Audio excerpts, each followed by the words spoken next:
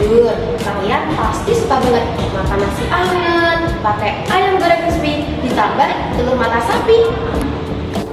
Bayangin deh, seandainya suatu hari pasokan ayam dan telur di Indonesia berhenti total.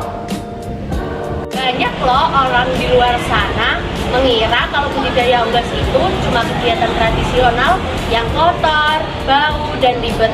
Padahal kalau cari tahu lebih dalam, pakai sudut pandang yang benar, seekor ini tuh ibarat tambang emas tersembunyi. Makanya di video kali ini kita bakal mengupas tuntas rahasia dapurnya. Buat kalian yang penasaran, tonton video ini sampai habis dan jangan di-skip. Check video! Halo semuanya, di sesi kali ini kita bakal bareng-bareng membahas tuntas seputar teknik budidaya unggas untuk mata pelajaran prakarya dan kewirausahaan. Yuk simak videonya sampai habis. Alur pembelajaran budidaya tahap 1 dan 2. 1. Pengenalan dan jenis unggas. 2. Perencanaan lokasi dan kandang. 3. Memahami dasar-dasar jenis unggas dan merencanakan lokasi serta desain kandang yang ideal. Tahap 3 dan 4. 1. Sarana dan peralatan utama. 2. Pemilihan bibit dan manajemen pakan. 3. Menyiapkan peralatan budidaya dan memilih bibit berkualitas serta mengelola pakan sesuai FES. Tahap 5. 1. Biosecurity dan penanganan kesehatan. 2. Menerapkan 3 pilar biosecurity dan vaksinasi berkala untuk menjaga kesehatan unggas secara optimal. Tahap 6. 1. Panen dan pasca panen. 2. Teknik panen serentak, pengambilan telur, grading, pengemasan, dan persiapan kandang untuk siklus berikutnya. Pengertian dan pengelompokan unggas, definisi dan jenis. Budidaya unggas, usaha pemeliharaan burung atau unggas untuk diambil manfaatnya. Hasilnya yaitu berupa daging, telur, dan bulu. Unggas pedaging atau ayam broiler. Panen cepat 30-35 hari. Pertumbuhannya optimal. Unggas pedaging atau ayam kampung dan bebek. Tekstur dagingnya khas, nilai jualnya juga tinggi. Unggas petelur atau ayam layar. Produksi telur rutin harian, efisien, dan produktif. Unggas petelur atau bebek petelur dan burung puyuh. Daya tahan tinggi dan efisien lahan. Lanjut ya, kriteria lokasi kandang ideal. Yang pertama adalah jarak pemukiman minimal 250-500 meter dari rumah warga untuk menghindari bau dan risiko penularan penyakit.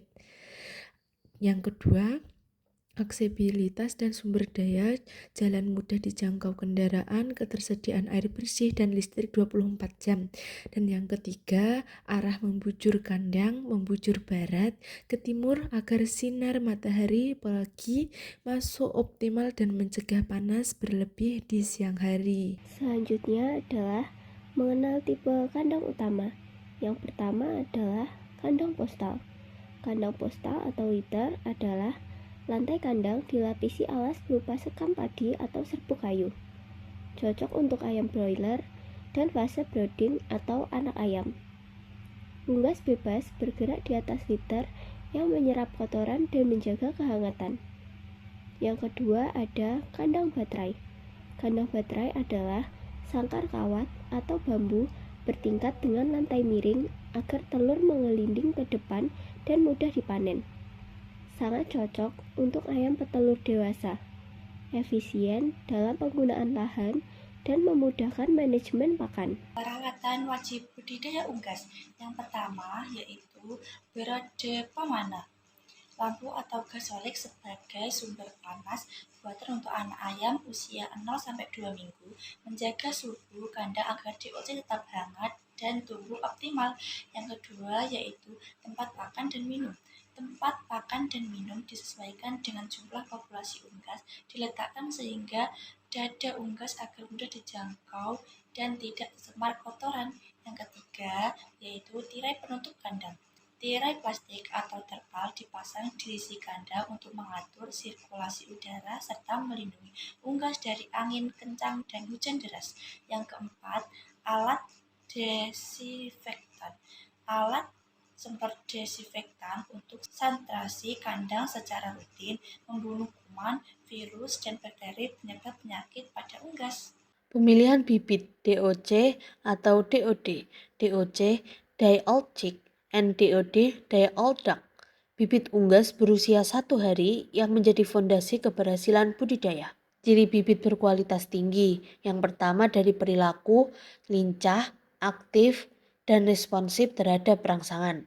2. Fisik, mata jernih dan cerah, bulu halus, kering, dan bersih, tidak ada cacat fisik pada tubuh.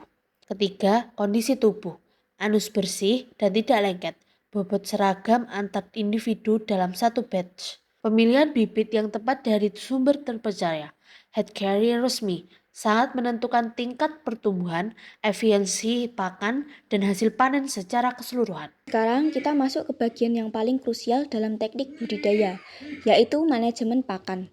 Perlu dicatat bahwa pakan itu menyumbang sekitar 70% dari total kebutuhan teknis budidaya. Jadi ini kunci efisiensi usaha kita. Pakan ini dibagi berdasarkan fase pertumbuhannya ya, mulai dari fase starter, umur 0 hingga 3 minggu, untuk protein tinggi, organ, dan tulang. Lalu fase grower umur 3 hingga 6 minggu untuk otot dan rangka tubuh. Selanjutnya ada fase finisher untuk menggemukkan unggas berdaging. Sampai yang terakhir yaitu fase layer, khusus untuk produksi telur rutin setiap hari. Manajemen kesehatan dan biosecurity unggas. Biosecurity 3 pilar. 1. Konseptual. Lokasi jauh dari sumber infeksi. 2. Struktural. Pemagaran dan pembatasan akses orang luar ke area kandang. 3. Operasional. Sanitasi rutin, desinfektan, cuci tangan sebelum masuk kandang. Vaksinasi berkala.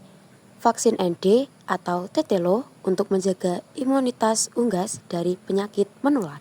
Sanitasi kandang. Semprot desinfektan secara rutin pada seluruh area kandang dan peralatan. Pencatatan kesehatan. Catat kondisi unggas harian untuk deteksi dini penyakit. Karantina.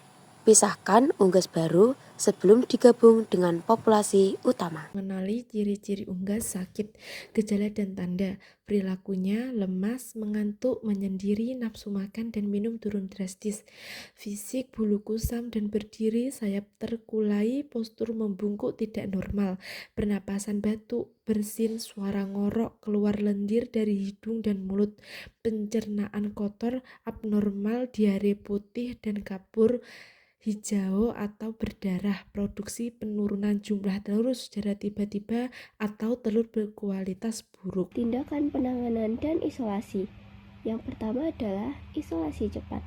Pisahkan unggas sakit segera ke kandang karantina terpisah untuk mencegah penularan ke unggas sehat lainnya di kandang utama. Yang kedua adalah pengobatan. Berikan multivitamin, obat-obatan, atau antibiotik sesuai petunjuk dokter hewan atau petugas kesehatan ternak yang berwenang. Yang ketiga adalah sanitasi ekstra. Semprotkan disinfektan secara menyeluruh di area kandang utama setelah isolasi untuk membunuh kuman dan mencegah penyebaran penyakit. Yang keempat atau terakhir, pemusnahan bangkai. Bangkai unggas harus dibakar atau dikubur dalam-dalam. Jangan dibuang sembarangan agar tidak menjadi sumber penularan penyakit. Teknik panen dan pasca panen unggas. Unggas berdaging. Panen serentak saat bobot standar pokok tercapai. Unggas bertelur. Pengambilan telur pagi dan sore hari secara rutin. Pembersihan grading telur berdasarkan ukuran dan kualitas. Pasca panen. Pengemasan telur menggunakan egg tray yang bersih. Lalu, bersihkan kandang untuk persiapan siklus budidaya berikutnya. Kesimpulan dari keseluruhan materi tersebut adalah bahwa keberhasilan budidaya unggas baik berdaging maupun bertelur sangat bergantung pada pengelolaan yang menyeluruh, mulai dari penentuan lokasi, sekaligus tipe kandang yang ideal, lalu pemilihan bibit yang berkualitas seperti DOC maupun DOD, penerapan manajemen pakan, serta biosecurity yang ketat, hingga penanganan teknik panen dan pasca panen yang tepat untuk menyiapkan siklus berikutnya. Sekian materi dari kami, terima kasih sudah menyaksikan. Dadah!